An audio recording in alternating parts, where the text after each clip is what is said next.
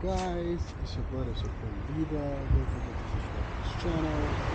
Also click the bell button of the subscription and share the channel. Yes, and share the channel. Today is another day, and like I said, I'm simply going to be your question each and every single day, and then show you guys around too as well. I am in my neighborhood, in a different part of my neighborhood, and I'm going to take you guys to the streets. Okay, there is some kind of highway close to where I live. Okay, and these houses that you see, there are houses that, let me say, are close to the highway, okay? So this is a very interesting thing to show you guys. First of all, don't forget to subscribe to this channel, share the channel, click the bell button after subscription, and share the channel too as well. Leave your comment at the comment section as usual. And don't forget, you get a high quality resolution video after 30 to 1 hour. So should in case you think the quality is not that good, you check the settings to give yourself that quality yourself. Anyway, the reason why I'm doing this video today is to answer one of my viewers and also talk a little bit about something interesting, okay, about my neighborhood. Here, when you come to Brasilia, like I said, Brasilia is not too old. It is only 60 years old. And when you come to Brasilia, there is a whole lot of interesting things, you understand. And my neighborhood is not that big, okay? It is a small town, or it's a small city, or it's a small suburb in Brasilia, okay? And it's simply on the highway. You can see on my right hand side, that's the highway, okay? It is the highway. And on my left hand side, there are houses, and you can even see the doors and all that over there. Okay, apart from that, another interesting thing that you can see is there is a sidewalk, and you can see there are a lot of people, you know, they use these sidewalks for training purposes, you know, and walking their dogs and all that. And besides that, another thing is, these trees that you see, they are trees which bear fruit, okay? They are fruits. So, so in case you think it's just a regular tree, they are not regular trees.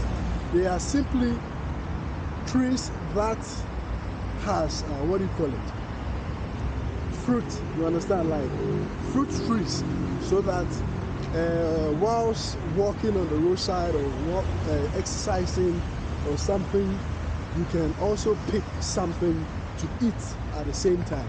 This is another interesting thing about Brasilia, okay? Like I said, every single place you go, there is, what do you call it? You are going to see such trees. You understand? You are going to see such trees, and also this kind of sidewalks and stuff like that, okay? You see it. So you can see, apart from flowers, there are fruits and stuff like that, vegetables and stuff like that, that you can pick too as well. All right. So the question is, one of my legit viewer wanted to ask me this question. He says, Supreme, I guess you guys might want me to go on top of this, what do you call it, this yellow bridge. It is normal to come across this kind of yellow pages here in Brazil. Okay, so if you want to, I can take you guys up there so that you guys can see something for yourself. But I'll go there. But for now, I want you guys to simply have this experience that I'm talking about. Every single neighborhood, there is a sidewalk, and also within the you see there are trees, there are places where you can train, there are what do you call it, basketball courts and all that too as well.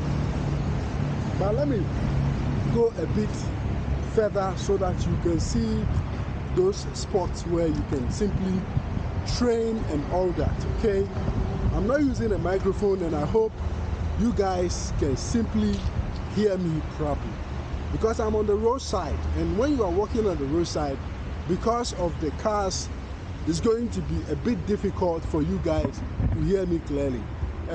This camera doesn't have a wireless microphone, and whenever I use my Bluetooth microphone, it is too loud. You understand? It becomes too loud that you cannot even hear me properly. You understand? So, yeah, the question that I had from my viewer, let me answer this question real quick. Then I can continue on with what I wanted you guys to know about Brasilia. So this is it. You see, there is a spot for you to train.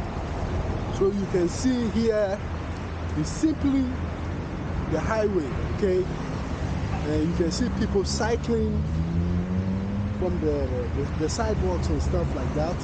And there are spots for you to train. People go there to train, rest, and do a whole lot of things. There is even what do you call it? A shell. Just a second.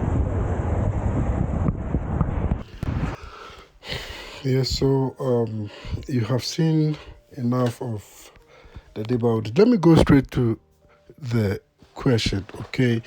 The viewer was simply asking if it is easy for people from Canada or US to, what do you call it, to get their residency permit out here in Brazil. So the whole thing is,